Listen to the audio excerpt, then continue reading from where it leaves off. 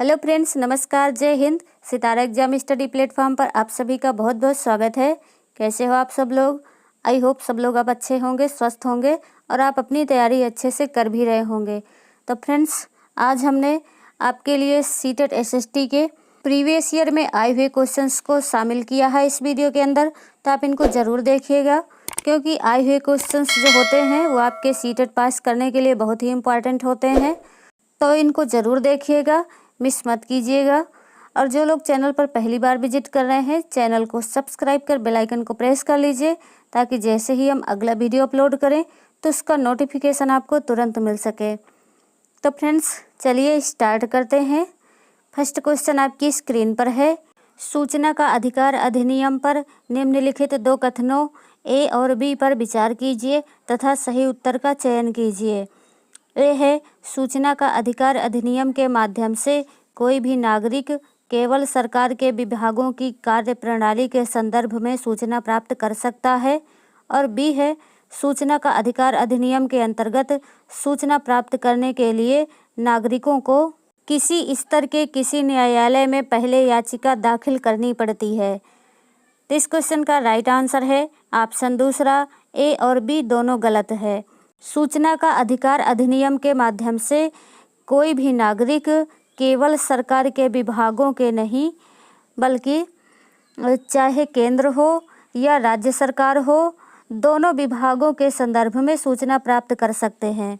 और सूचना के अधिकार अधिनियम के अंतर्गत सूचना प्राप्त करने के लिए नागरिकों को किसी भी स्तर के किसी भी न्यायालय में याचिका दाखिल करने की आवश्यकता नहीं होती है।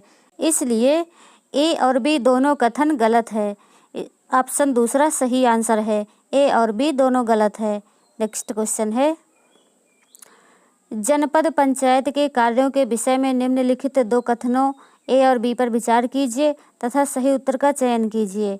ए है, जनपद पंचायत जिला स्तर पर विकास योजनाएं निर्धारित करती हैं। और बी है, जनपद पंचायत ग्राम पंचायत के मध्य धन वितरण नियमित करने में जिला परिषद की सहायता करती है। तो इस क्वेश्चन का सही आंसर है ऑप्शन दूसरा, ए और बी दोनों गलत है। क्योंकि जनपद का मुख्य कार्य न्यायिक व्यवस्था देखना है, न कि विकास योजनाओं का निर्धारण करना है और न ही धन का वितरण करने में किसी प्रकार की सहायता करना है। इसलिए कथन ए और बी दोनों गलत है। नेक्स्ट क्वेश्चन है, भारतीय न्यायिक व्यवस्था के संदर्भ में अपील की व्यवस्था का अर्थ है क्या है? तो इसका सही आंसर है ऑप्शन 4, किसी व्यक्ति को अगर ऐसा लगता है कि निचली अदालत द्वारा दिया गया फैसला सही नहीं है, तो वह उससे ऊपर की अदालत में अपील कर सकता है। नेक्स्ट क्वेश्चन है, लोकसभा में सत्ताधारी दल का मुखिया इनमें से कौन होता है? तो प्रधानमंत्री होता है। ऑप्शन तीसरा सही आंसर है। लोकसभा में सत्ताधारी दल का मुखिया प्रधानमंत्री होता है। नेक्स्ट क्वेश्चन है, संविधान का अनुच्छेद 22 सुनिश्चित करता है। तो इसका सही आंसर है ऑप्शन पहला, गिरफ्तारी के दौरान या हिरासत में दुर्व्यवहार से बचने का अधिकार।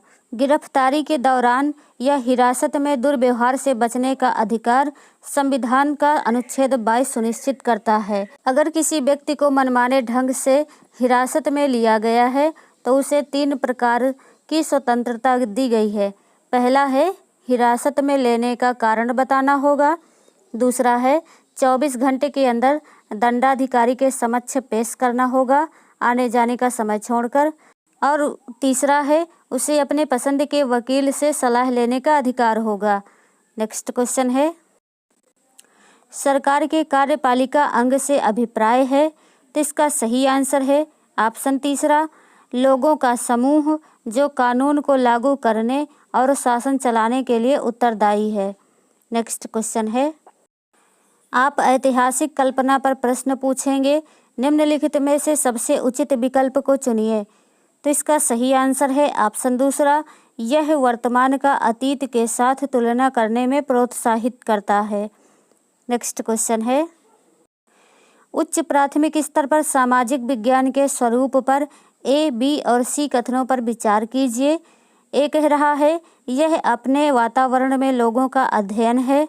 बी कह रहा है, यह लोगों के संबंधों और उनकी अंतःनिर्भरता का अध्ययन है। और सी कह रहा है यह अतीत और वर्तमान के साथ संबंधों का अध्ययन है। उपर्युक्त कथनों में से सबसे उचित विकल्प का चयन कीजिए। तो इसका सही आंसर है ऑप्शन पहला, ए, बी और सी तीनों कथन सही हैं। नेक्स्ट क्वेश्चन है, उच्च प्राथमिक स्तर पर सामाजिक एवं राजनीतिक जीवन के पाठ्य पुस्तकों में निम्नलिखित विषयों में से किससे संबंधित विषय वस्तु सम्मिलित है? तो इसका सही आंसर है ऑप्शन तीसरा, अर्थशास्त्र। नेक्स्ट क्वेश्चन है, सामाजिक विज्ञान शिक्षण के लिए आप वृत्तांतों का प्रयोग करेंगे। दिए गए विकल्पों में से सबसे उचित कारण को चुनिए। तो इसका सही आंसर है ऑप्शन पहला, अवधारणाओं को सजीव वास्तविकताओं के साथ जोड़ सकें। नेक्स्ट है, एक शिक्षक शिक्षार्थियों को कुछ मानदंड देते हैं और कहते हैं कि वे उन पर आधारित अपनी परियोजनाओं का आकलन करें। निम्नलिखित में से कौन से आकलन के तरीके का प्रयोग शिक्षक द्वारा किया गया है? तो इसका सही आंसर है ऑप्शन तीसरा, स्व आकलन। नेक्स्ट क्वेश्चन है, नागरिक शास्त्र की नामावली में राष्ट्रीय पाठ्यचर्या की रूपरेखा यानी एनसीएफ 2005 में बदलाव का क्या सुझाव दिया गया है? तो इसका सही आंसर है ऑप्शन 4, सामाजिक और राजनीतिक जीवन। नागरिक शास्त्र की नामावली में राष्ट्रीय पाठ्यचर्या की रूपरेखा एनसीएफ 2005 में सामाजिक और राजनीतिक जीवन के बदलाव का सुझाव दिया गया है। नेक्स्ट क्वेश्चन है, निम्नलिखित में से उच्च प्राथमिक स्तर पर सामाजिक विज्ञान के कक्ष में आप किस मूल्य पर सबसे कम बल देते हैं? तो इसका सही आंसर है ऑप्शन पहला, प्रतियोगितात्मकता पर। उच्च प्राथमिक स्तर पर सामाजिक विज्ञान के कक्ष में प्रतियोगितात्मकता मूल्य पर सबसे कम बल देंगे।